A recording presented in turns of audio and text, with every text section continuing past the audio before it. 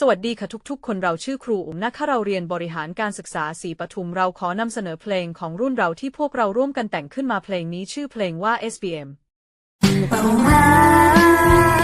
ยคือจุดร่วมกัน